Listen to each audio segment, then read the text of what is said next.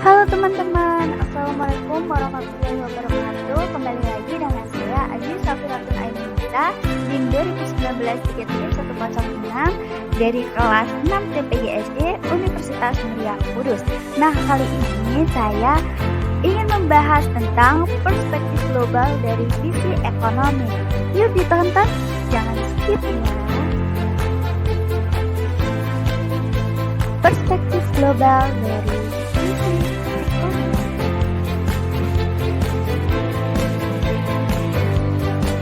Nah, aku mau nanya, kalian tahu nggak apa itu perspektif global dari sisi ekonomi?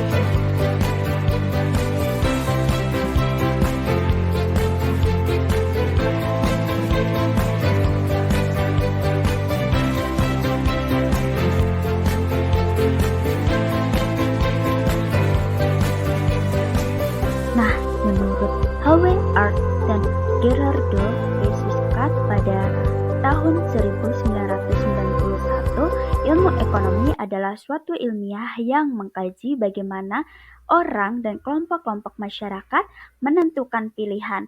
Manusia mempunyai keinginan yang tidak terbatas untuk memuaskan bermacam-macam keinginan yang tidak terbatas tersebut. Tersedia sumber daya yang dapat digunakan. Berbagai sumber daya ini tidak tersedia dengan bebas, karenanya sumber daya ini langka dan mempunyai berbagai kegunaan alternatif. Pilihan penggunaan dapat terjadi antara penggunaan sekarang, hari ini, dan penggunaan hari besok untuk yang masa depan.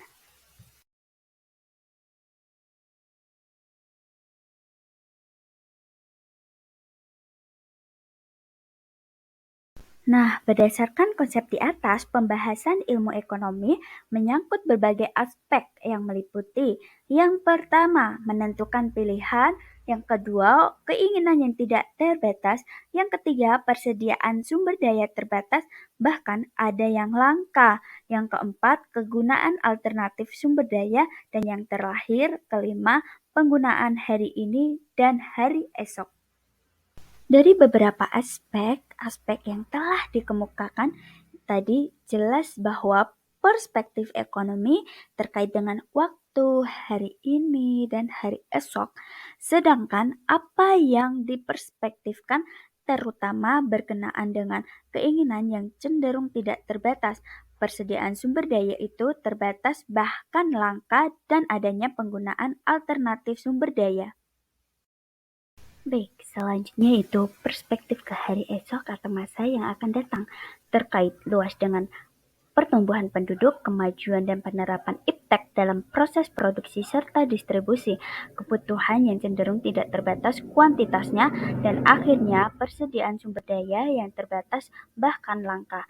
Sedangkan penggunaan sumber daya alternatif sangat berkaitan dengan iptek dan kecenderungan kebudayaan itu sendiri.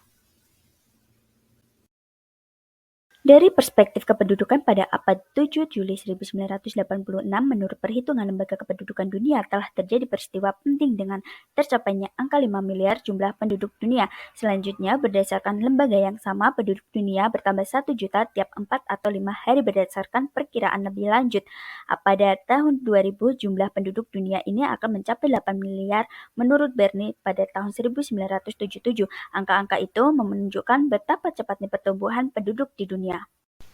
Hal tersebut menjadi landasan perhitungan pertumbuhan kebutuhan manusia. Ketidakterbatasan kebutuhan itu tidak semata-mata didasari oleh keinginan yang tidak terbatas, namun juga dilandasi oleh pertumbuhan yang mau tidak mau harus dilayani oleh persediaan dan peningkatan produksi.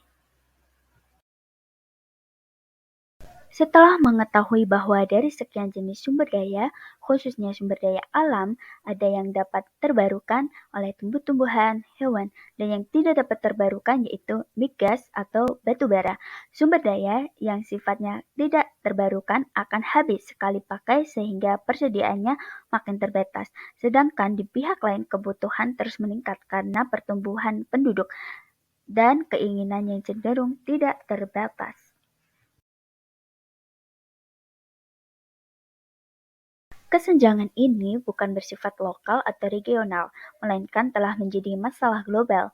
Di sini dituntut kiat-kiat ekonomi untuk menciptakan keseimbangan antara konsumsi di satu pihak dan produksi di lain pihak. Salah satu kiat itu bagaimana kemajuan dan penerapan iptek berupaya mencari jalan keluar dari masalah tadi. Dalam kondisi global yang penuh dengan kesenjangan, masalah dan tantangan baik ekonomi, sosial, budaya, politik, maupun lingkungan, pengembangan dan pembinaan akhlak menjadi kunci penyelamat kehidupan dengan lingkungannya. Oleh karena itu, untuk menghadapi perspektif global ekonomi bermuara perekonomian pasar bebas, beralihnya kawasan ekonomi maju dari Atlantik ke Pasifik, dan kebangkitan ekonomi Asia Afrika, kita bangsa Indonesia wajib siap mental dengan akhlak yang tinggi.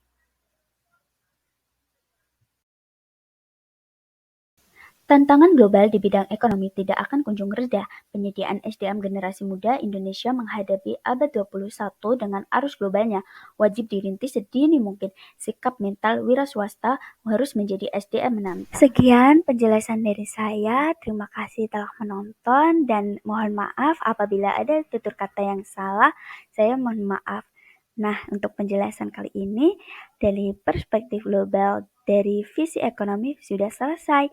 Jadi harus dibaca terus dan pelajari ya. Wassalamualaikum warahmatullahi wabarakatuh. Bye. Terima kasih teman-teman.